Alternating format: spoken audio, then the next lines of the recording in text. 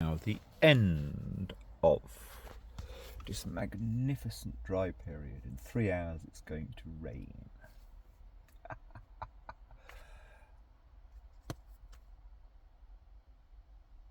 I wish to only drive any viewer mad. Mad with, apart from anything else, jealousy. Even the bookshops, and certainly Radio 4, and all these your Latitude festivals have filled up with all these dreadful people talking about simplicity. Now, I've actually lived like this for 7.5 of the last, actually nearly 8 of the last nearly 16 years. And 4 years, really, because in the summer of 2021 I started to almost spend most of my time out in a van nomading in the hills of East Wales. And one day, and I'm always neat and tidy, I try not to look like a hippie, because everybody hates hippies, really. Even the ones who pretend to be hippies. But I think I got a film of it. I should find it. A man came past, about 40, quite reasonably well dressed, meaning, yes, the more expensive kind of outdoor gear, with this about 5-year-old boy. And I was in a place called Racehorse, which is the best stopping place in the whole of East Wales. It's not on Park for Night. It's, really up in the hills. Anyway, nobody would ever go there. This great big 10-acre common land. And he walked past quite close, and with his boy, and I'd been parked there for a few hours, just catching up on my jotting or whatever, walked past, and I just, hello, and he didn't even meet my eyes. I didn't exist to him. Now, at that point, I knew this whole society is totally and utterly fucked and false. So all these simplicity ones, there is actually, the bizarre thing is that I mislaid this a day or two ago, but I'd mislaid that 3 or 4 months ago. I knew I'd bought it. I've actually taken the back out, all the bedding, whatever, about at least twice, which is a kind of 2-hour operation. I just found it. It had slipped. It was jammed in that part of this chair. Finding things, even when you've stripped your life down to super simplicity, in fact the truth is about once a month I do lose something in the back.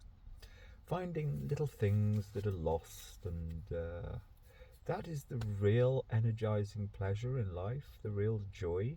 That's it. That's all there is. And I've actually lived for weeks on end at 5-star hotels in my 20s and 30s, purely because of my work. I didn't actually like them. But, living super, super simple aside. So many people actually say, God, I'm jealous. But it's real. Whilst you're all not concentrating because you're thinking about, how am I going to lock into the next energy deal, which is going to save me 50 quid. What do they call it? Switching. Switch. We all know every time you switch. And I was the world expert at that kind of thing 30 years ago. I had a one-tel prefix for my telephone to save money, particularly on international calls. No, just actually 10 years ago, stopping all of that, just accepting, have the absolute minimum, and blah, blah, blah. I could go on forever. Why have I actually turned the camera on? Yes, actually, my story is the story. That's all I care about, really. That sounds duplicitous, because I've said to quite a few others the last 2 to 3 years that, well, rather, I've more than said, I've spent a lot of time attempting to bolster, attempting to encourage them to, you're being your bonnet, you say the say. I've got little things that I got to remember to weave in with this. Only women have the voice in modern society for 5 years, 10 years. Even if poor Bat Fergie is pissed off, she's not allowed to call herself the Duchess anymore. Anyway, yeah, only women have the voice. And, yeah, she'll be considered his victim. Yeah, there's super simple things, right? Oh, that's the thing I really want to get down to.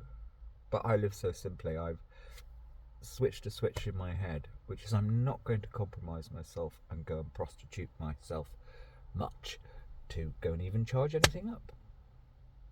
Right, walking. Now, I don't want to seem a nutcase, because,